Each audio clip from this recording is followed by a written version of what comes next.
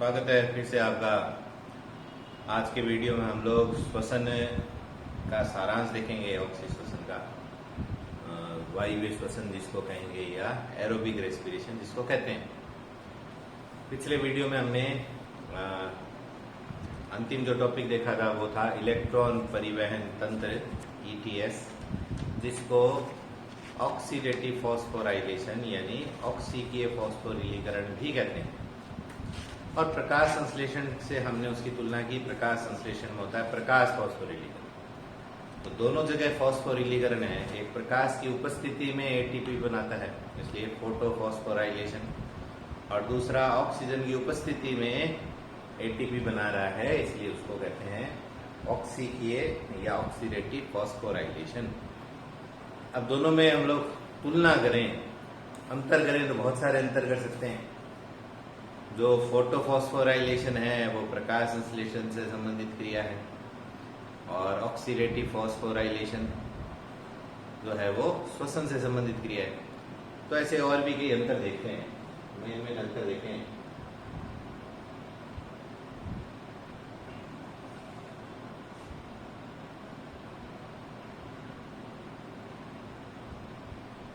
मुख्य अंतर देखें हम लोग। तो एक तरफ मैं लिखता हूं प्रकाश फॉस्फोरिलीकरण,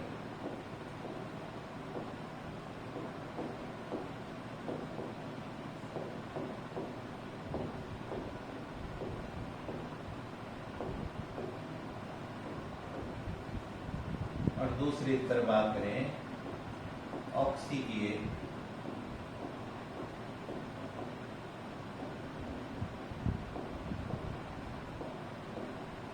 फॉस्फोरिलीकरण।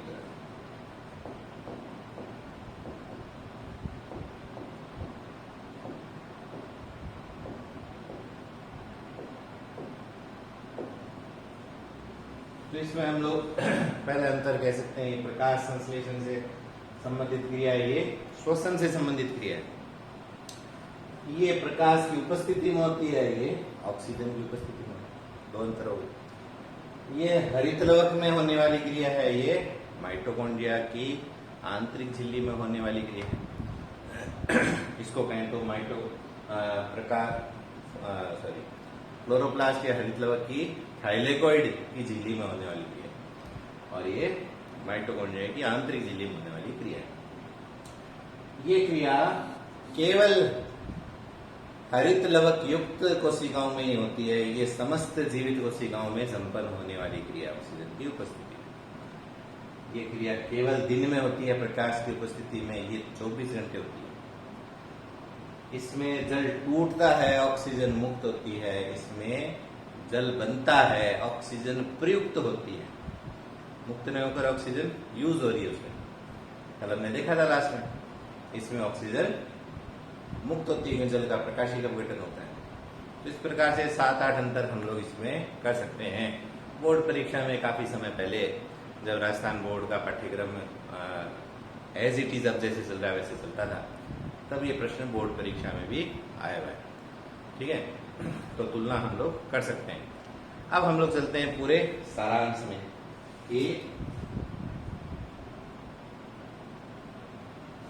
वायवीय श्वसन में अभी तक जो हमने पढ़ा है उसमें कहाँ कहाँ ऑक्सीकरण हुआ, कहाँ अपचयन हुआ, वो सब हम लोग कहाँ कहाँ ऑक्सीकरण हुआ, कहाँ ATP बनती है, कहाँ ATP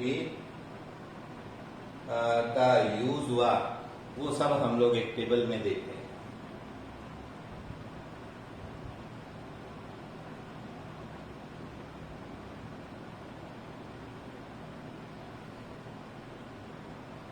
ये है पूरा। इस टेबल को देखें तो ऊपर हमने अभिक्रिया लिखी है, उस अभिक्रिया में कौन सा ऊर्जा उत्पादन होता है और वो कितने ATP के तुल्य है, उसको कॉलम लास्ट कॉलम में दिखाया गया है। तो सबसे पहले जो वायवीय श्वसन का स्टेप था वो था ग्लाइकोलाइसिस।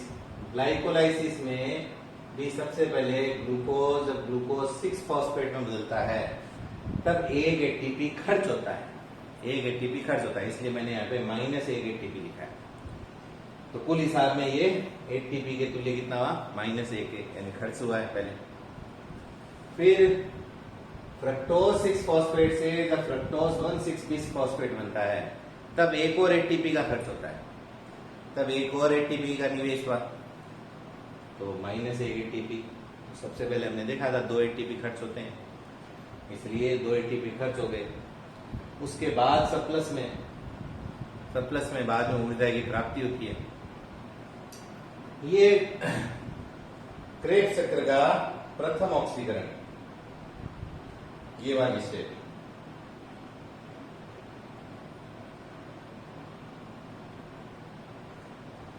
ये पहला ऑक्सीकरण क्रेब्स चक्र, सॉरी ग्लाइकोलाइसिस का, और वायवीय श्वसन का पहला ऑक्सीकरण, वायवीय श्वसन का पहला ऑक्सीकरण। 3 फॉस्फोग्लिसरेलियाइड के 2 अणु थे, वो बदले थे 1,3 बिस फॉस्फोग्लिसरिक एसिड में, 1,3 बिस फॉस्फोग्लिसरिक एसिड में। ठीक है, 2 अणु थे इसलिए 2 NAD.2H। अब ये 2 NAD.2H, कल तक हम लोग पढ़ रहे थे कि 1 NAD.2H से 3 ATP बनते हैं, तो 2 से बनने चाहिए 6। लेकिन कल जैसे पिछले वीडियो में हमने अंत में मैंने ये चर्चा की थी कि ये जो माइटोकॉन्ड्रिया के बाहर वाले जो NAD.2H है, ये माइटोकॉन्ड्रिया के अंदर किस प्रकार से पहुंचते हैं उसके आधार पर ये निर्धारित होता है कि एक NAD से 2 ATP बनेंगे या 3 ATP बनेंगे। तो ये 2 ATP बन सकते हैं, 2 ATP बने तो 4 और 3 ATP बने तो 6। अगली स्लाइड में हम लोग देखेंगे कब 2 ATP बनते हैं, कब 3 ATP बनते हैं। जो एक्स्ट्रा माइटोकॉन्ड्रियल NAD.2H है वो ETS में पहुंचने का उनका जो सिस्टम है, जो एक प्रक्रिया बनाई गई है कोशिका के अंदर, जिस प्रक्रिया की सहायता से ये अपने हाइड्रोजन और इलेक्ट्रॉन माइटोकॉन्ड्रिया के अंदर पहुंचाते हैं, उसके लिए नाम है शटल सिस्टम, शटल। तो 2 प्रकार के शटल है जो एक्स्ट्रा माइटोकॉन्ड्रियल NAD.2H को ETS तक पहुंचाते हैं। उसमें से एक है ग्लिसरोल फॉस्फेट शटल।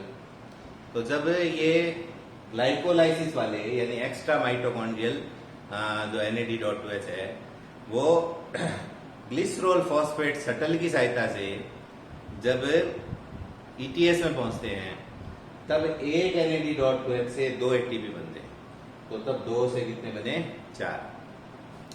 और दूसरा जो शटल सिस्टम उसका नाम है मेलेट एस्पार्टेट शटल। इस मेलेट एस्पार्टेट शटल की सहायता से यदि ये NAD.2H ETS में प्रवेश करते हैं तो 1 से 3 ATP का निर्माण होता है। 1 से 3 ATP होता है तो 2 से कितने हुए, 6। ठीक है, इन शटल सिस्टम को हम लोग अगली स्लाइड्स में देखेंगे कि किस प्रकार ग्लिसरोल फॉस्फेट शटल कार्य करता है, किस प्रकार मेलेट एस्पार्टेट शटल कार्य करता है। इसलिए यहाँ पे हम लिखा है 4 या 6। बाकी कहीं पे भी NAD जहाँ है वहां पे सीधा हमने 6 लिखा है, 2 अणु इसलिए 6 लिखा है। ठीक है, फिर इस 1,3 बिस फॉस्फोग्लिसरिक एसिड में 2 फॉस्फेट समूह है, वो बारी बारी मुक्त होते हैं। सबसे पहले 1,3 बिस फॉस्फोग्लिसरिक एसिड से 3 फॉस्फोग्लिसरिक एसिड बनता है, जिसमें 1 से 1 ATP, 2 अणु इसलिए 2 ATP है ना। तो 2 से कितने हो गए, 2 ATP किसके बराबर हुए, 2 ATP के। और लास्ट जो अभिक्रिया थी ग्लाइकोलाइसिस की, वो फॉस्फोइनोल पायरुविक अम्ल से पायरुविक एसिड बनता है। इस क्रिया में भी 2 ATP मुक्त होते हैं। तो यदि यहां से यहां तक का हिसाब देखें हम लोग, सिर्फ ग्लाइकोलाइसिस का, तो खर्च हुए 2 और प्राप्त हुए 6, 2 8, तो 10 में से 2 गए तो 8। और यदि ये 4 बने तो 4, 2 6, 2 8, 8 में से 2 खर्च हो गए, इसलिए 6।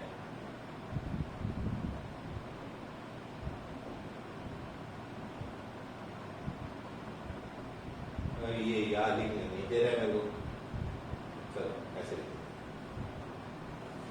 हम लोग 8 का लेकर ही चलते हैं। ठीक है,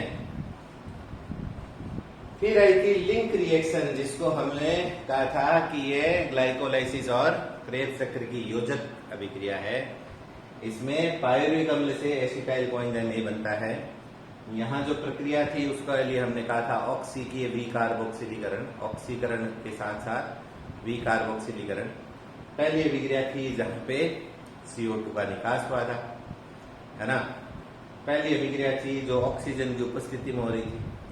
पहली अभिक्रिया थी जो माइटोकॉन्ड्रिया के अंदर संपन्न होती है, माइटोकॉन्ड्रिया के मैट्रिक्स में, ठीक है। एक ग्लूकोज से 2 पायरुविक अम्ल बने, इसलिए सब क्रियाएं डबल डबल है। यहाँ से इस 3 नंबर पॉइंट से सभी अभिक्रियाएं डबल है, इसलिए 2-2 चल रहे हैं। यहाँ भी ऑक्सीकरण हुआ था, इसलिए NAD.2H बने थे। एक NAD.2H 3 ATP बराबर है, तो ये हो गए 6 ATP के बराबर में 2 NAD.2H। फिर आता है अपना क्रेब्स चक्र, जिसको सिट्रिक एसिड साइकिल या ट्राई कार्बोक्सिलिक एसिड साइकिल भी कहते हैं। तो उसमें हमने देखा था कि ऑक्सीकरण हुआ था कुल 4 जगह। सबसे पहला ऑक्सीकरण जो क्रेब्स चक्र में हुआ था वो आइसोसिट्रिक एसिड से ऑक्सैलोसक्सेनिक अम्ल बनना। यहाँ पे 2 NAD.2H बने, 2 NAD.2H 6 ATP के बराबर हुए। फिर क्रेब्स चक्र का एकमात्र 5 कार्बन वाला यौगिक आया, अल्फा कीटोग्लूटेरिक अम्ल। इसका भी ऑक्सी की विकार्बोक्सिलीकरण हुआ, सेम वैसे ही जैसे पायरुविक एसिड से एसिटाइल कोएंजाइम ए बनता है, सेम वैसे के वैसे। तो यहाँ पे 2 NAD.2H बने, तो वो भी 6 ATP के तुल्य। फिर सक्सिनाइल कोएंजाइम ए का जलपटल हुआ था सक्सिनिक एसिड में, उसमें 2 GTP बने थे, गुआनोसिन ट्राइफॉस्फेट। और गुआनोसिन ट्राइफॉस्फेट ATP के बराबर ही होता है, तो 2 GTP 2 ATP के बराबर हुआ। फिर एकमात्र ऐसी क्रिया जहां पे ऑक्सीकरण के दौरान NAD.2H ने बनकर FAD.2H बनता है, क्रेब्स चक्र का तीसरा ऑक्सीकरण सक्सिनिक एसिड से फ्यूमेरिक एसिड बनना। यहाँ पे जो ऊर्जा अणु बना वो है FAD.2H। एक FAD.2H 2 ATP बनाते हैं। पिछले वीडियो में हमने देखा था ETS में कि FAD.2H कॉम्प्लेक्स सेकंड से शुरू होता है। कॉम्प्लेक्स सेकंड को अपने हाइड्रोजन और इलेक्ट्रॉन देता है यूबिक्विनोन को, और वहां से जब ETS शुरू होता है तब 1 से 2 ATP बनते हैं। तो 2 से कितने बने? 4। और अंतिम अभिक्रिया मैलिक एसिड से ऑक्सैलोएसिटिक एसिड, मैलिक एसिड से ऑक्सैलोएसिटिक एसिड बनता है, तो 2 NAD.2H और उससे 6। तो सिर्फ क्रेब्स चक्र की तुलना करें एक ग्लूकोज के लिए, तो क्रेब्स चक्र में कितने हुए? 6 से 12, 12 2 14, 14 और 4 18, 18 और 6 24, 24 ATP एक ग्लूकोज की। अब छोटे छोटे प्रश्न दिमाग में आपके आने चाहिए, और ऐसे पूछे जा सकते हैं कॉम्पिटिटिव एग्जाम में। जैसे मान लो मैं ये कहूं, चलो एक ग्लूकोज से तो ये हो गया, एक ग्लूकोज से ऑक्सीश्वसन के दौरान कुल कितने ATP बनते हैं? तो हमारा उत्तर होगा 36 या ATP या 38 ATP। अब कंपटीशन में मान लो सिर्फ 36 ऑप्शन है, 38 ऑप्शन नहीं है, तो अपना उत्तर होगा 36 ATP। कंपटीशन में जो है वैसे अपने को दिया है 4 ऑप्शन, उसमें 38 ATP है, 36 नहीं है, तो हम लोग का उत्तर होगा 38।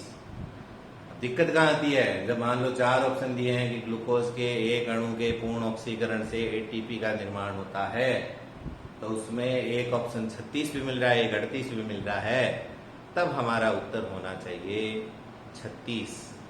या ऐसे प्रश्नों को इग्नोर करना चाहिए। कंपटीशन एग्जाम में कुछ प्रश्नों के उत्तर हम छोड़ते भी हैं नेगेटिव मार्किंग से बचने के लिए। तो प्राय ऐसी स्थिति आती नहीं है, एक स्पष्ट रूप से उत्तर मिलता है, लेकिन कंफ्यूजन की स्थिति में हम लोग 36 ATP को ज्यादा सही मानेंगे, ठीक है। फिर अब प्रश्न मैं पूछूं, यदि वायवीय श्वसन का श्वसन सबस्ट्रेट फ्रक्टोज हो, ग्लूकोज नहीं फ्रक्टोज हो, तब कितने ATP का निर्माण होगा? तब कितने ATP? तो आपके दिमाग में आना चाहिए कि ग्लूकोज और फ्रक्टोज दोनों ही हेक्सोज शर्करा है, दोनों ही हेक्सोज शर्करा है, तो चाहे ग्लूकोज से शुरू हो चाहे फ्रक्टोज से शुरू हो, ATP के अणु उतने ही बनेंगे। लेकिन अब ये कहा जाए कि यदि श्वसन के वायवीय श्वसन का पहला क्रियाकारक या प्रथम सबस्ट्रेट जो है वो फ्रक्टोज 1,6-bis फॉस्फेट हो। मानो परीक्षा में से प्रश्न आए कि यदि वायवीय श्वसन की शुरुआत फ्रक्टोज 1,6-bis फॉस्फेट से होती है, तो ग्लूकोज के कितने अणु बनेंगे, सॉरी एटीपी के कितने अणु प्राप्त होंगे, कितने अणु प्राप्त होंगे। तो हम लोग यहां से देखेंगे कि शुरुआत यहां से होती है, शुरुआत यहां से होती है, इसका मतलब ये दो खर्च नहीं हुए, दो एटीपी का खर्चा नहीं हुआ, सीधा ही प्राप्ति से शुरू होगा। तो प्राप्ति से शुरू होगा तो 38 या 40 एटीपी बनेंगे, दो एटीपी का खर्चा कम हुआ ना ऐसे। अब मान लीजिए ये पूछे कि श्वसन का सबस्ट्रेट फॉस्फोइनोल पायरुविक एसिड है, पीईपी, पायरुविक अम्ल भी नहीं है, फॉस्फोइनोल पायरुविक अम्ल है, तो एटीपी के कितने अणु बनेंगे। फॉस्फोइनोल पायरुविक अम्ल से शुरू होती है तो फॉस्फोइनोल पायरुविक अम्ल ये रहा, यहां से अभिक्रिया शुरू करनी है, तो इसका मतलब इसके ऊपर वाले कोई नहीं बनेंगे, ये खर्च नहीं हुआ, ये भी खर्च नहीं हुआ, ये बना नहीं, ये भी नहीं बना, यहां से बनना शुरू होगा, यहां से बनना शुरू होगा। तो हम लोग गिनेंगे 2 और 6 8, 8 और 24 कितने 32। लेकिन फॉस्फोइनोल पायरुविक एसिड के यहां पे तो हम लोग 2 अणु ले रहे हैं, उस स्थिति में एक ही अणु होगा, यहां तो ग्लूकोज को तोड़कर 2 अणु बन रहे थे, अब वहां तो सीधे एक अणु से ले रहे हैं, तो 32 का आधा उत्तर होगा, उत्तर हुआ 15। ठीक है, ऐसे पायरुविक अम्ल हो, श्वसन सबस्ट्रेट पायरुविक एसिड हो, तब तो पायरुविक एसिड हो तो पायरुविक एसिड के ऊपर ऊपर वाले कुछ नहीं बनेंगे। 24 से 30, 2 अणु पायरुविक एसिड के लिए 30 है, तो एक अणु पायरुविक एसिड के लिए 15 है, 15 है। ये चीजें अपने को ध्यान में रखनी है, कहीं से भी पूछ सकते हैं। एसिटाइल कोएंजाइम ए से पूछे, एसिटाइल कोएंजाइम ए से पूछे तो ऊपर ऊपर गया, सिर्फ क्रेब शक्कर पूछ रहा है वो भी एक बार, तो एक एसिटाइल कोएंजाइम ए से एटीपी के कितने अणु बनेंगे, 12 अणु बनेंगे। ये सब चीजें अपने को स्मरण में रखनी है, ध्यान में रखनी है, थोड़ा बहुत अपने को अपना आईक्यू यूज करना है कि कहां से शुरू करना है। ठीक है, अब आगे बढ़ते हैं अपन। जो मैं बात कह रहा था आपको कि कब 36 एटीपी बनेंगे, कब 38 एटीपी बनेंगे, वो डिपेंड कर रहा था शटल सिस्टम पर। उस शटल सिस्टम पर चलते हैं। किताब में केवल ये मिलेगा जब ग्लिसरॉल फॉस्फेट शटल की सहायता से ग्लाइकोलाइसिस वाले NAD.2H ETS में पहुंचते हैं, तो एक NAD.2H से 2 एटीपी बनते हैं, 2 NAD.2H से 4 एटीपी। और जब मेलेट एस्पार्टेट शटल की सहायता से ये ETS में पहुंचते हैं, तब 1 से 3 एटीपी बनते हैं। सिर्फ ये नाम दिया है, लेकिन वास्तव में कैसे विक्रिया होती है ये बहुत कम किताबों में आपको मिलेगा। ठीक है, बहुत कम 12वीं क्लास तक आपको कोई ये बताएगा कि किस प्रकार से ऐसा होता है। तो आप लोग देखिए,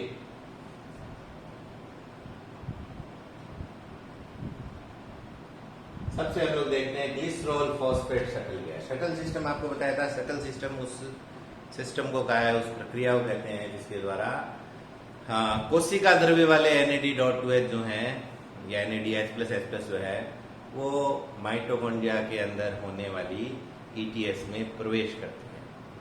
ठीक है, एक्स्ट्रा माइटोकॉन्ड्रियल जो NAD.2H है वो जिस तंत्र की सहायता से या जिस प्रक्रिया की सहायता से माइटोकॉन्ड्रिया के अंदर प्रवेश करते हैं या माइटोकॉन्ड्रिया के अंदर ETS में प्रवेश करते हैं, उसको बोलते हैं शटल सिस्टम।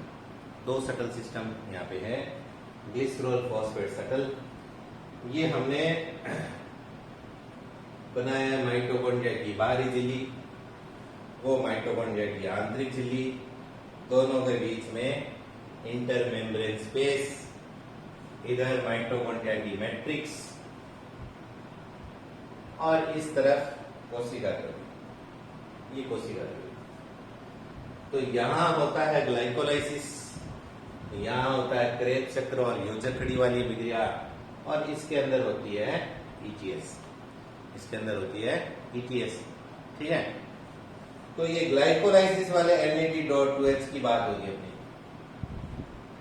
तो इस ग्लिसरॉल फॉस्फेट शटल में क्या होता है कि ग्लाइकोलाइसिस के दौरान जो NAD.2H बनते हैं, वो अपने हाइड्रोजन और इलेक्ट्रॉन दे देते हैं डाई हाइड्रोक्सी एसीटोन फॉस्फेट को, डाई हाइड्रोक्सी एसीटोन फॉस्फेट को दे देते हैं, जिससे डाई हाइड्रोक्सी एसीटोन फॉस्फेट का तो हो जाएगा अपचयन, ठीक है, और इसका हो जाएगा ऑक्सीकरण, हाइड्रोजन और इलेक्ट्रॉन त्यागना, ऑक्सीकरण।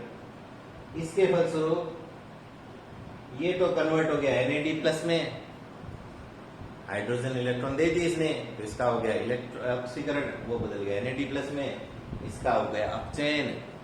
अब एसीटोन कीटोन के अपचयन से अल्कोहल, तो यहाँ पे बना ग्लिसरॉल फॉस्फेट, ग्लिसरॉल फॉस्फेट, ठीक है। DHAP बदल गया ग्लिसरॉल फॉस्फेट, हाइड्रोजन इलेक्ट्रॉन किसके लिए, NAD प्लस के इसने ले लिए, कन्वर्ट हो गया ग्लिसरॉल फॉस्फेट। ये ग्लिसरॉल फॉस्फेट माइटोकॉन्ड्रिया की मैट्रिक्स में चला जाता है और वहां जाकर अपने हाइड्रोजन और इलेक्ट्रॉन दे देता है FAD प्लस को, FAD प्लस को। तो FAD प्लस का अपचयन और इसका ग्लिसरॉल फॉस्फेट का ऑक्सीकरण, ग्लिसरॉल फॉस्फेट का ऑक्सीकरण होगा तो फिर से बना DHAP, और इसका अपचयन हुआ तो ये बना FAD.OH, FAD.OH, ठीक है। ये DHAP वापस आ जाता है बाहर, फिर से हाइड्रोजन इलेक्ट्रॉन ले जाने के लिए, और ये FAD.OH इलेक्ट्रॉन परिवहन तंत्र में प्रवेश करता है, इलेक्ट्रॉन परिवहन तंत्र में प्रवेश करता है। और आपने पिछले वीडियो में देखा ही है कि FAD.OH इलेक्ट्रॉन परिवहन तंत्र में कॉम्प्लेक्स सेकेंड यूबिक्विनोन को अपने हाइड्रोजन इलेक्ट्रॉन देता है, और जब यूबिक्विनोन से इलेक्ट्रॉन परिवहन तंत्र शुरू होता है तब एक FAD.OH से 2 ATP का निर्माण होता है ना। तो ऐसी स्थिति में चूंकि FAD.OH इलेक्ट्रॉन परिवहन तंत्र में प्रवेश करेगा, इसलिए एक NAD.OH से 2 ATP का निर्माण, 2 ATP के निर्माण। ये अपना है ग्लिसरॉल फॉस्फेट शटल, ठीक है। अब हम लोग बात करेंगे मेलेट एस्पार्टेट शटल, जिसकी सहायता से जब एक्स्ट्रा माइटोकॉन्ड्रियल NAD.OH इलेक्ट्रॉन परिवहन तंत्र में प्रवेश करते हैं तो 1 से 3 ATP बनते हैं। तो वो देखते हैं अगले स्लाइड में। मेलेट एस्पार्टेट शटल नाम है, इनके फिर से नामांकन देख लेते हैं। यहाँ साइटोप्लाज्म में यानी जहाँ ग्लाइकोलाइसिस होगा, ये माइटोकॉन्ड्रिया बाहरी झिल्ली, दोनों झिल्लियों के बीच का गैप, ये आंतरिक झिल्ली और इधर मैट्रिक्स, ठीक है।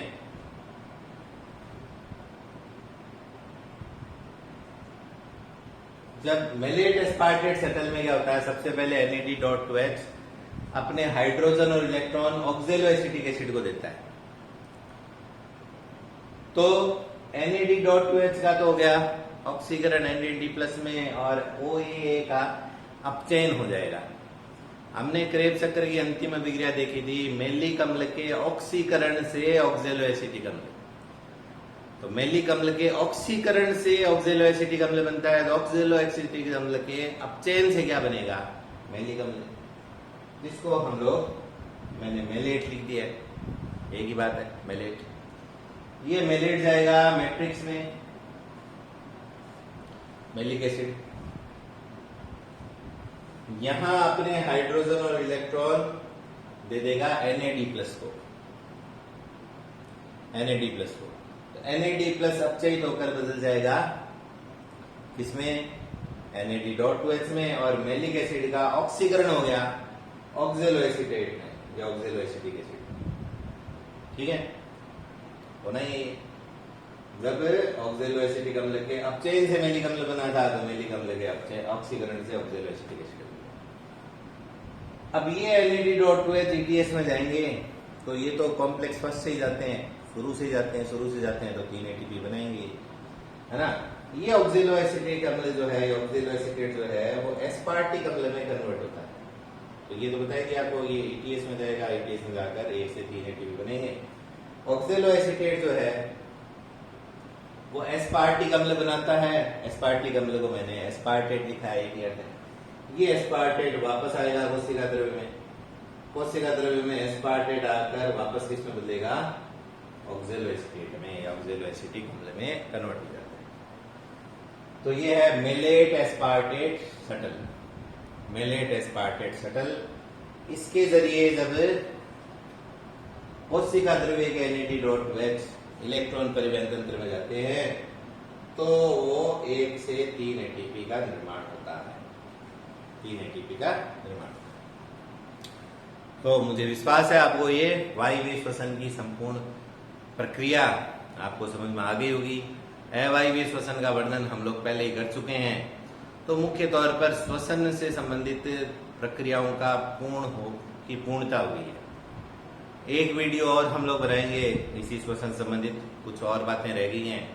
उनमें एक तो बहुत प्रमुख सिद्धांत है कि ये ATP निर्माण जो हरितलवक और माइटोकॉन्ड्रिया में होते हैं फॉस्फोरिलीकरण की प्रक्रिया द्वारा, उसके बनने की कैसे ये ATP बनते हैं उसके संबंध में एक केमी-ऑस्मोटिक सिद्धांत है, थियरी है, उसका उल्लेख करना है।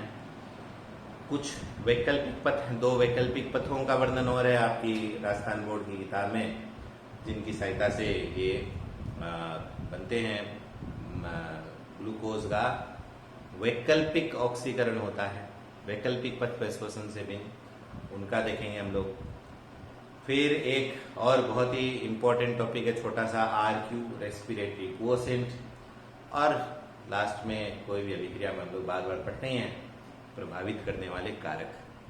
ये सबका समावेश करके एक वीडियो बनाने का प्रयास करूंगा मैं।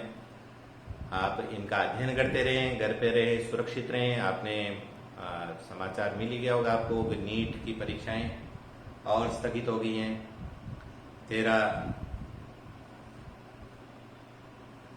13 दिसंबर इसकी 13 सितंबर तक स्थगित हो गई हैं। तो तैयारी करते रहें। बहुत बहुत आभार।